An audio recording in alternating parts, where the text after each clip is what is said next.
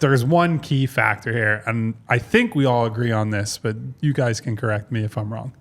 I think he's clearly better than the other free agents that are on the market. Like even at age 39, even with the very real concerns you have, given that kind of money to a player of his age, he is better than Paul George. He is better than Jimmy Butler. He's better than Brandon Ingram if you were to trade for him. He's better than, go down the list. The only guy that you could make a coherent argument for is Mitchell, just because he's young and in his prime and whatever. But the level that LeBron can get to in games that matter, in the moments that matter, the versatility that he provides on offense, the durability has taken a hit, obviously, as he's gotten into his late 30s, and that would be my biggest concern. Like I wouldn't look at LeBron coming to Philadelphia and say, oh man, I'm worried about how he's going to fit in or how he might adapt, right? Like, because he's gone through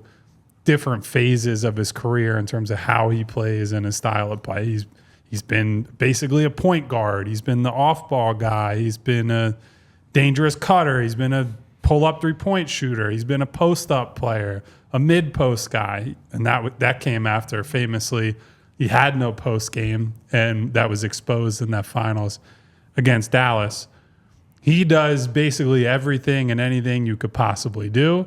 He's been to the top of the mountain 4 times. He's been to the NBA Finals, 8 years in a row? And he's been there, 10 times total? Am I misremembering that? 10 times? He's got the experience that you need. He's got the winning background. He's got the all-around resume, stat profile, skills, whatever you want to do. If you could get him, I think that's a pretty easy just sign on the dotted line. Yeah, I'm a little surprised how much this will be debated. Just like I was a little surprised how much it was debated 5 years ago when I was like, well, do you really want to put up with LeBron and his nonsense? Yeah, at that point, he was the best player in the world. It wasn't even close. Yep. Yeah, if you have a chance, you do that. I know it didn't necessarily maybe work out as well as some people thought it would in LA, but they did win. So, more than we've gotten so far. The only reason people discount that championship is, one, because it's LeBron, two, because it's the Lakers and they've won so many. If you recreated that exact scenario and it happened here, Timberwolves, or if it happened here, that flag is flying forever. Yep. So I think people overthink it at times. The age is obviously, like, you could just tell. Someone mentioned in chat, I forget who, but like this, he would get if he stays in LA, he probably has 2 more years where he looks like mid-30s player. If he comes here, he's going to look 40 real quickly. That seems to be our luck. That's how it works, man. It's how it happens. Bad things happen in Philadelphia. So that's obviously a little concern. You'd prefer if he was a little more of a high-volume off-ball shooter. Like his, obviously wants to get to that pull-up more than he does off the catch. His numbers off the catch go up and down every year. 32, 38, seems like it goes back and forth. But he's played with, a version of Tyrese Maxey before. Like Kyle mentioned, he's played virtually every role in any offense next to any pairing you could hope for. He's smart enough, one of the smartest players to ever play a game. They will figure it out.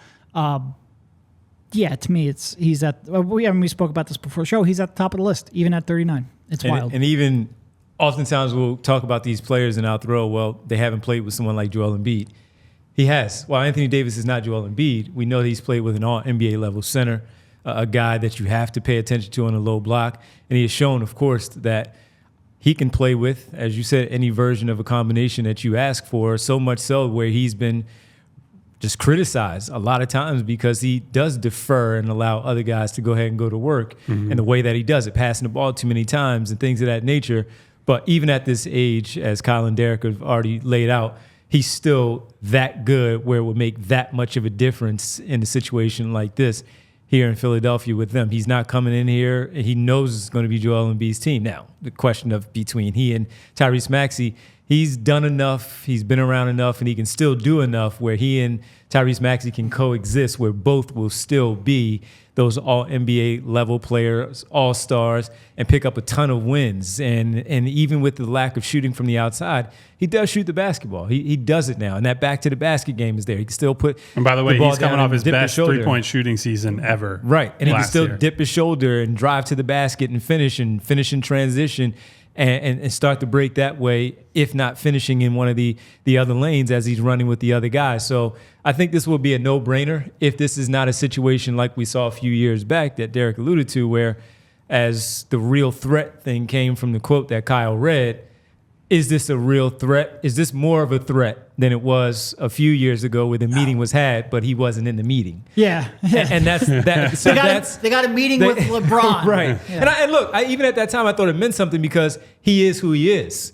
He doesn't have to sit in front of anybody. His executives were, I mean, his representation was, but he took those other meetings where he did not take the Sixers meeting. So that being said, with Daryl Morey going after him and going after any star that he can maybe convince to come to Philadelphia, if this was a real possibility, you certainly have to take a look at this because the guy is still that good. And if we also talk about the draw, the Sixers always sell out at the arena.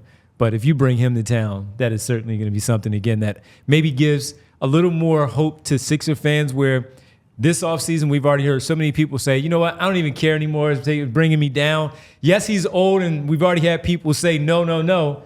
I think the percentage would be more and more yes, yes, yes if LeBron James is in a Sixers uniform trying to make a run for another title with these guys.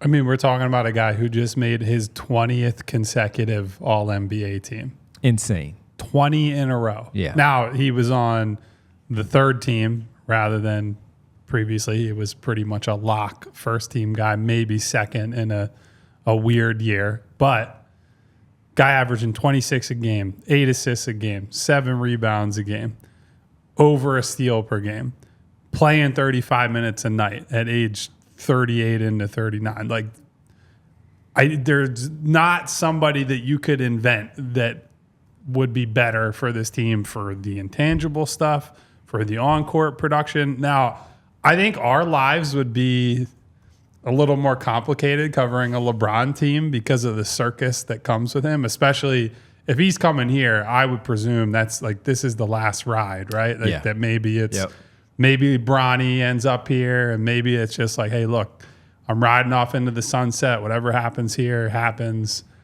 There's no, he's not bouncing to another team at age 42 or whatever it might be. Can you imagine?